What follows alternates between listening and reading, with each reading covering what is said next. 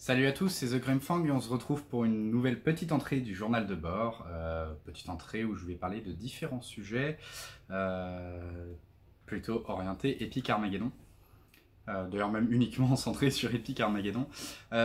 Tout d'abord, eh bien, je suis super content. On a fait il n'y a pas très longtemps, là il y a 2 semaines à peu près, on a fait un super tournoi, enfin plutôt un Open the Day.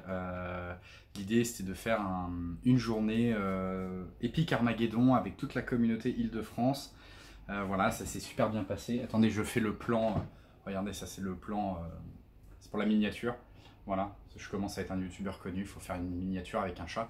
Non, donc non, plus sérieusement, la journée était vraiment très très sympa. On s'est retrouvés, on a été 12 en fait au total. Ça a vraiment été un bon moment. On a pu, on va dire, initier pas mal de gens.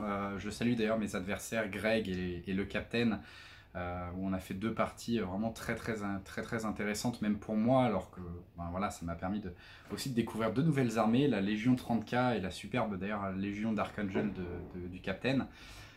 Et également la Death Guard que j'avais encore jamais affrontée, même si j'ai une armée qui arrive et qui était vraiment top, en plus avec des super conversions de Greg. Donc voilà, donc deux parties très cool, et je sais que, enfin voilà, les échos que j'ai eu, c'est que tout le monde s'est bien amusé. Donc ça c'était vraiment très sympa. Et surtout c'est de bon augure parce que là on était une douzaine, on avait invité d'autres personnes, certains ne pouvaient pas être là, rien que dans notre club on avait au minimum 2 autres personnes qui auraient pu ou dû venir et qui ne pouvaient pas. Donc ça c'était vraiment très cool. Parce on est nombreux en fait en Ile-de-France, on va vraiment être nombreux et ça permet vraiment du coup d'envisager pour le futur des événements à plus grosse échelle. Et d'ailleurs, alors c'est au conditionnel, mais on aimerait faire un tournoi, un vrai tournoi à fin d'année, novembre ou décembre. On va avoir un petit peu, il faut qu'on discute avec la mairie, il faut qu'on arrive à récupérer la salle, mais si ça se passe, voilà, ce sera plutôt fin novembre ou début décembre. Donc sur ces 2-3 semaines à ce moment-là, l'idée serait vraiment de faire un tournoi sur 2 jours, en essayant de peut-être d'ouvrir au moins 30 places. Voilà. Sinon, à minima, on refera un Open the Day. Et puis d'ailleurs, je rappelle à ceux qui sont en Ile-de-France ou un peu plus loin et qui souhaitent venir, lorsqu'on fait ces journées-là, c'est vraiment ouvert, y compris aux débutants. Peut-être qu'à un moment on en fera une sorte de ligue où l'idée ce sera qu'on commencera à compter les scores et à faire un classement, mais pour le moment c'est vraiment du pur, voilà, de juste se retrouver, faire des parties sympathiques. D'ailleurs, au cours de ces parties, j'ai joué plutôt ma garde. J'avais pas envie de transporter mes orques et je voulais faire une pause avec les orques. Donc j'ai joué plutôt ma garde. Et bah voilà, c'était très sympa. C'est vrai que j'aime bien jouer la garde. Je la joue pas encore assez offensif, ce qui fait que je me retrouve souvent à faire du tie-break ou à faire des petites victoires. Donc il va vraiment falloir que je commence à prendre l'habitude de jouer plus agressif. Alors, en toute mesure, mais en allant chercher l'adversaire et pas attendre qu'il vienne vers moi pour essayer de faire quelque chose. Donc ça, c'est encore quelque chose sur laquelle il faut que je m'améliore. J'ai pu tester quelques entrées comme les chasseurs Thunderbolt où je suis pas convaincu, j'avoue. En fait, ils sont bons, mais on a mieux, je trouve, pour le même coup en point. En termes de défense antiaérienne, je préfère des hydres. En termes d'offense, en fait, bah, on a déjà beaucoup de tirs à longue portée. Donc, à réfléchir. Je pense que je ferai l'impasse. J'ai testé également le croiseur lunar, même chose. Le problème du croiseur lunar en garde impériale, c'est que comme on a une très faible stratégie, on s'y sera systématiquement second.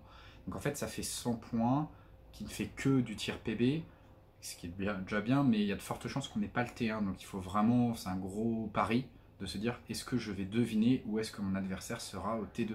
Avec le risque en plus, c'est que si au final on vise une position de T2, mais que notre adversaire nous annonce que son vaisseau à lui va arriver T2, on se retrouve à se dire bah du coup c'est T1 ou T3. Avec le risque que du coup notre tir soit complètement dans le vide. Enfin c'est vraiment très aléatoire, trop aléatoire. Bon, c'est pas cher, 100 points, mais pour 100 points j'ai 4 sentinelles. Moi je vais prendre les 4 sentinelles. Et je dirais même, si j'économise les 100 points on va dire du croiseur et les 150 points de mes Thunderbolt, ou 100 points de mes Thunderbolt, pour 200 points, j'ai un super lourd en plus. Et donc je préférerais un Bendblade ou un Shadow Sword qui vont être là un peu plus longtemps.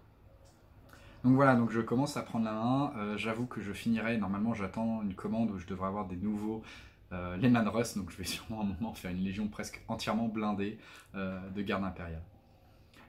J'ai pu découvrir, et donc ce que je disais, de nouvelles armées. J'ai découvert des Eldar contre Thomas, c'était pas lors du tournoi, ce sera lors d'un rapport de bataille que vous allez voir. super mobile, bonne force de frappe. Et il va vraiment falloir que je joue contre pour apprendre à les gérer. Mais c'était vraiment très sympa comme partie. Je spoilerai pas le résultat. La Death Guard super solide. En vrai, contre Greg, j'ai joué entre guillemets, euh, pas gentiment, mais voilà, forcément, en tant que nouveau joueur, j'ai essayé de reprendre peut-être une ou deux erreurs. Et il y a eu un ou deux moments où je pense que j'aurais pu enfoncer le clou, mais ça aurait été au détriment pour lui, même pour moi, du fun de la partie. L'idée, c'était quand même de l'initier. Mais malgré ça, j'étais vraiment surpris par l'énorme résistance. Les démons, son démon majeur était intact, sa tour de la peste était intacte. Enfin, je me rends compte que ça reste une armée vraiment super solide, donc faut faire attention. L'API marchait bien contre les marines de la peste, donc ça je sais que quand je les aurai, il faudra que je me méfie. Il faudra que je me méfie des armes rupture qui vont être efficaces. La Légion 30K également, qui m'a clairement donné envie. De me faire une Légion 30K en 8 mm. Et comme je suis en train de lire Fulgrim de l'hérésie d'Horus, vous pouvez vous attendre à avoir des Emperor's Children bientôt, peut-être dans quelques semaines ou quelques mois, en rapport sur la chaîne. Voilà en gros déjà les news. En ce moment je joue aussi beaucoup à AOS V3, donc c'est vraiment un jeu aussi là, j'aime beaucoup pour le coup, je vous invite à tester ceux qui hésitent. La V3 est vraiment très sympa, super tactique, super stratégique. Et du coup voilà, ça va être je pense mes deux wargames principaux. Hein. Ça va rester effectivement AOS V3 et Epic Armageddon. Donc voilà. Voilà pour cette entrée du journal de bord, plusieurs petits sujets que je voulais partager avec vous. J'espère pouvoir assez rapidement vous annoncer une bonne nouvelle et vous donner une date pour un tournoi d'ici à la fin d'année. Je pense qu'on reviendra vers vous en septembre également pour vous donner une date sur un dimanche pour un Open the Day, ça c'est à peu près sûr. Est-ce qu'on pourra faire un tournoi? Ça va un peu dépendre de si on obtient la salle ou pas, mais ce serait le but. Et puis voilà, en tout cas on a pu tourner un rapport de bataille aujourd'hui, là j'en reviens, j'étais chez Thomas. Donc ça c'était cool, j'espère avoir le temps de le monter et de le publier d'ici à mon départ en vacances, sinon ça attendra la fin du mois d'août.